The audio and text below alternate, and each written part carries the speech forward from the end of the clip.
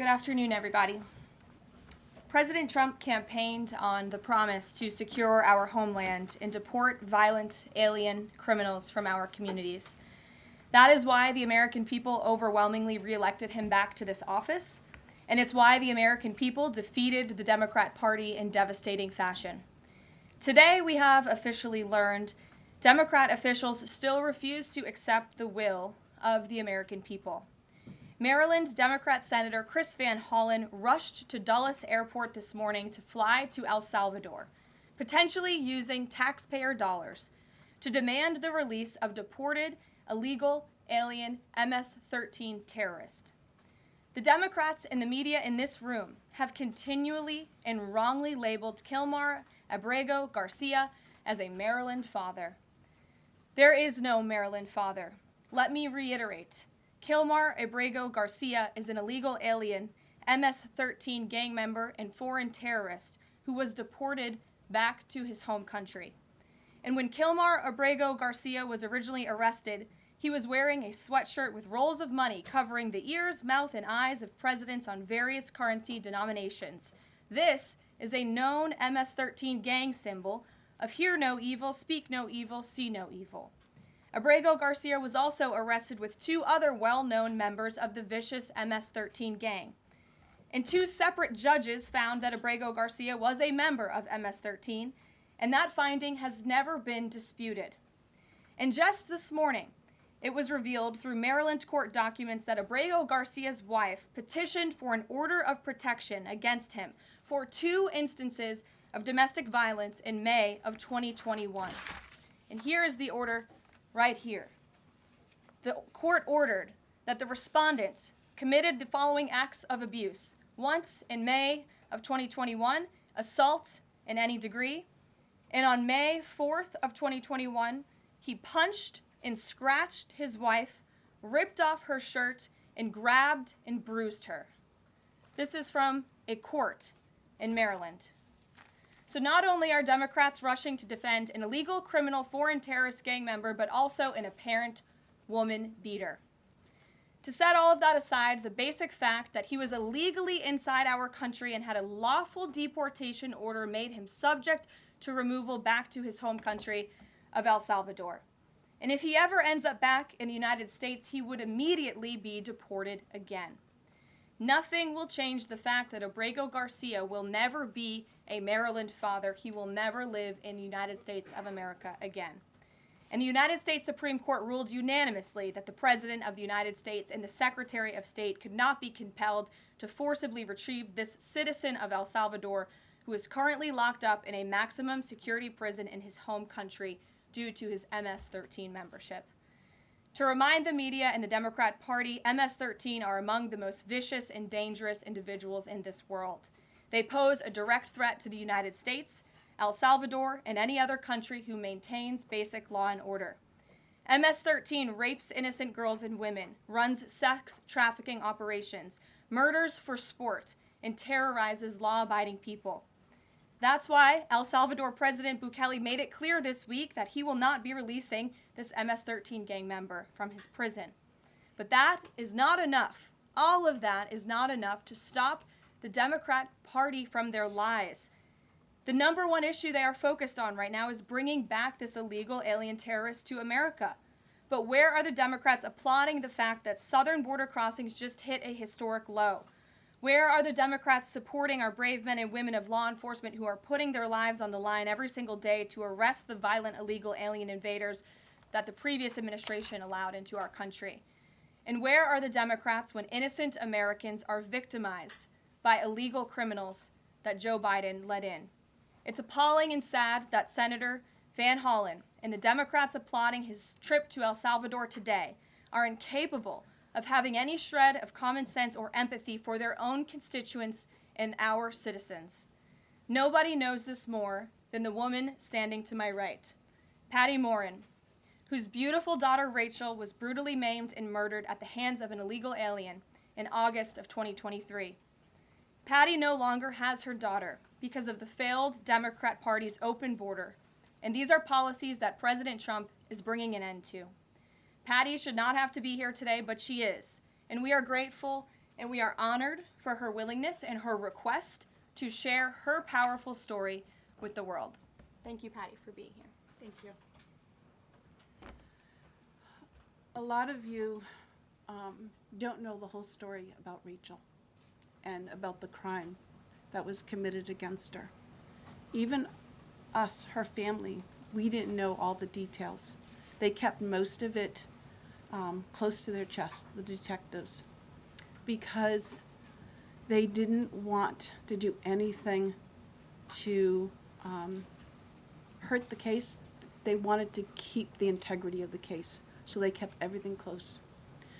I sat for the last 2 weeks in her trial, and we saw layer upon layer upon layer of evidence against the accused, an illegal immigrant from El Salvador. And the things that we thought, well, maybe this might have happened, we didn't know. But when we were at the trial, we got all the puzzle pieces. And I want to share some of those things with you. You know that Rachel's a 37-year-old mother. She has 5 children. We've walked the trail for the last 25 years that we've lived in Maryland. It's a safe place for our family. It's where we go to get a little bit of New England, because that's where we're from, New England. When she went on that trail that day, she was not planning on dying. She wasn't planning on walking to her death. She was planning on going to the grocery store with her girls afterwards. Victor Martinez, he waited for her. He waited for her to come closer. He saw her. He saw that there was nobody around. He attacked her. He dragged her 150 feet, blood gushing from her head. It left a 150-foot trail of her blood to the culverts, where he picked her up, he threw her against the wall of the tunnel, and he raped her. But before he did that, he stopped on that trail, and rocks, still stained with her blood, he used them to hammer her head against those rocks. They say at least 20 times they could count the cuts in her head.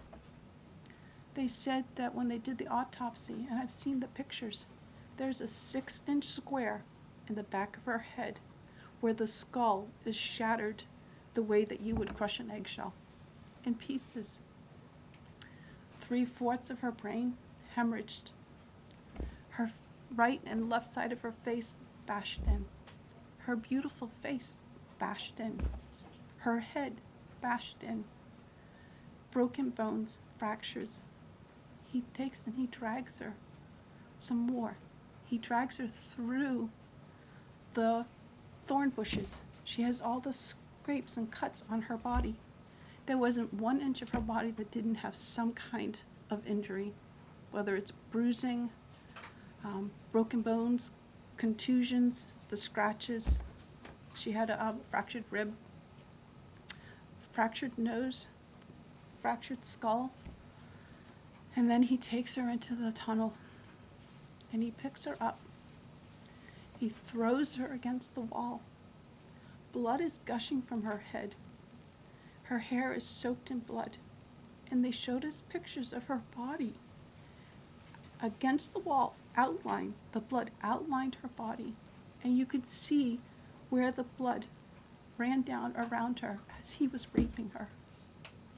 And then he threw her down and raped her some more.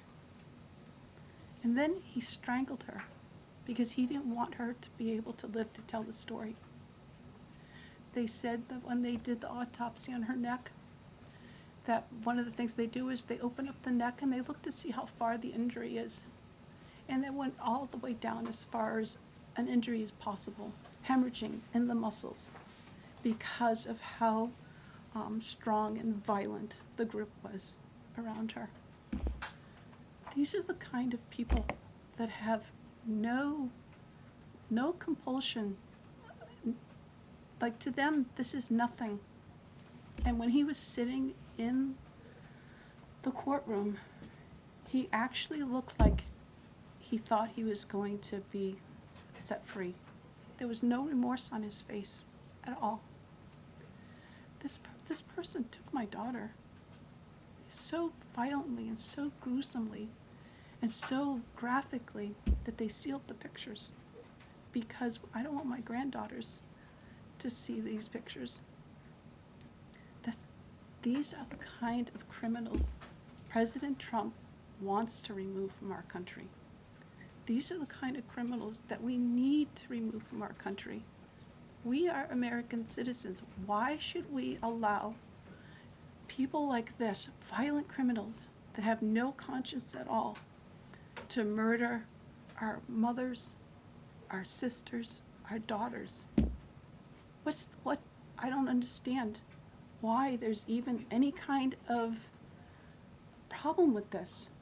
And it's not that it's political, like the left or the right, although I understand different parties have used it in the past. But we have to look at it as we are American citizens.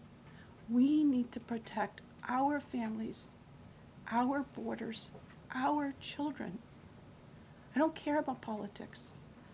Well, I do, but I want to preserve life.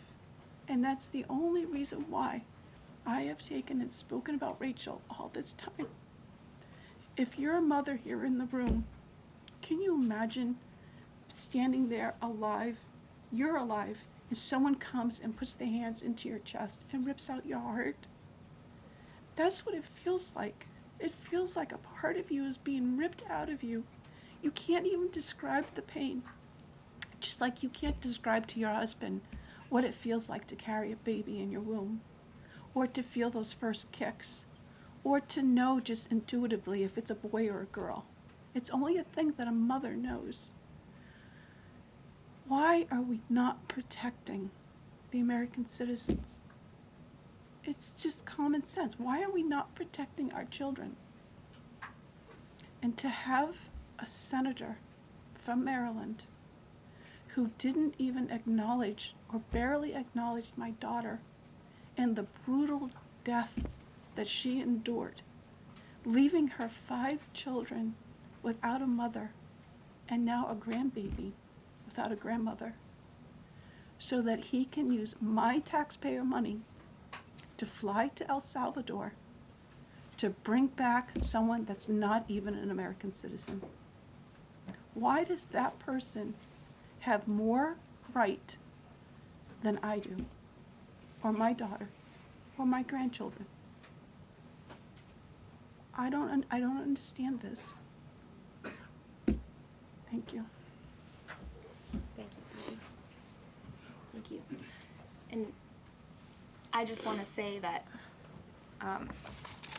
as a mother and as an American citizen, the president and our entire team, and I hope people in this room are grateful for your willingness to come here and your request to share your daughter's story. And I think the country hears you loud and clear. So thank you. Does anyone have any questions for Patty or for me? No? I have a question. No? Anybody? Okay. We'll see you all later. The president will be at his dinner later this evening. Thank you. Thank you for being here, Ms. Morin. We really Thank appreciate you. Thank you. Thank you. Thank you. Please, I'm so sorry for So your sorry pain. for your loss. thank you. Please tell the truth. Exactly. Tell the truth. Yeah. Tell like how violent it really is. This is about protecting our children. It's more than just politics or votes or just anything. It's about national security, protecting Americans, protecting our children. Thank you. And thank you for listening. God bless you. Thank you for being here.